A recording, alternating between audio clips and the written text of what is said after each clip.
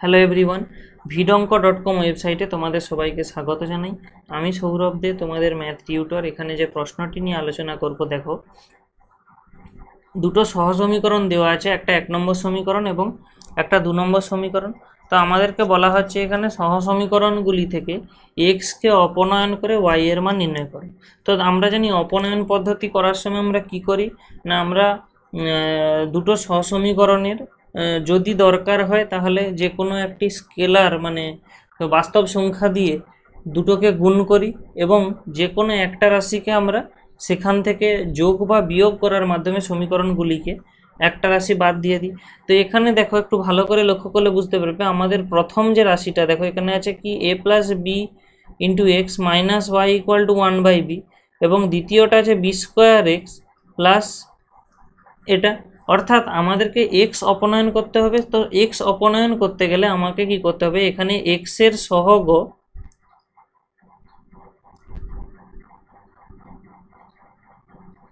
আমাদেরকে অপনয়ন করতে গেলে এখানে এক্স এর সহগ সমান করতে হবে।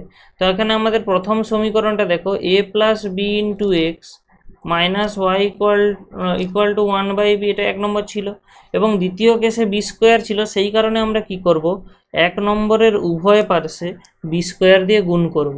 1 নম্বরের উভয় পাশে বি স্কোয়ার দিয়ে গুণ করলে আমরা কি পাচ্ছি, দেখো এ প্লাস বি এরম থাকছে, এবং বি স্কোয়ার গুণ হচ্ছে যেহেতু এটা হলো, একইভাবে ওয়াই এরও আগে বি স্কোয়ার আসবে এবং ডান দিকেও তাহলে বি স্কোয়ার বাই বি হবে। এবারে বি স্কোয়ার বাই বি মানে আর কিছুই নয় বি।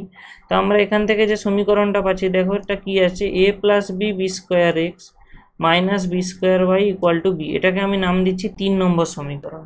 আবার দেখো 2 নম্বর সমীকরণ আমাদের যেটা ছিল কি না, b square x plus a minus b into y equal to 1।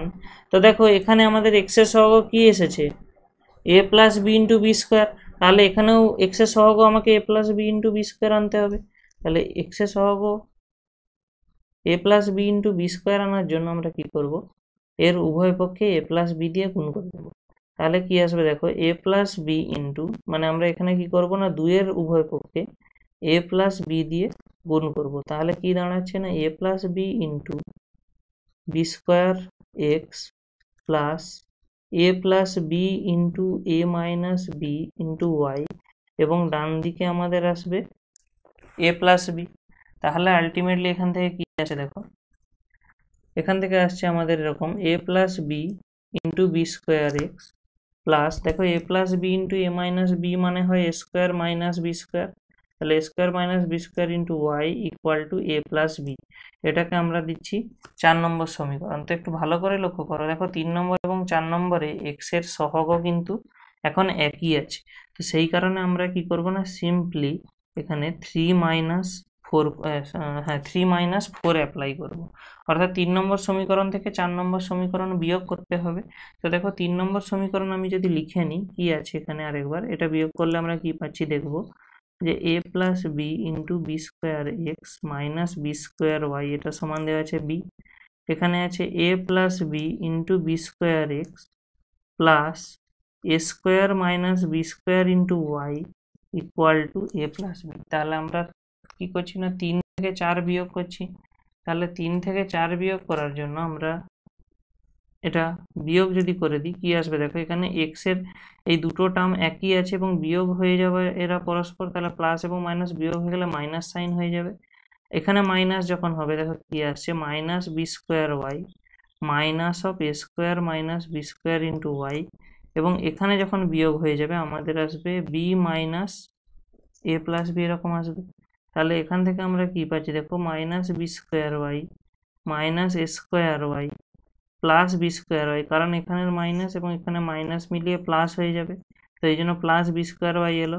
এবং ডান দিকে কি আছে, দেখো বি মাইনাস এ মাইনাস বি, দেখো এখানের এই প্লাস বি এবং মাইনাস বি কেটে যাচ্ছে, এখানে মাইনাস বি স্কোয়ার ওয়াই ছিল, এখানে প্লাস বি স্কোয়ার ওয়াই ছিল, কেটে যাচ্ছে।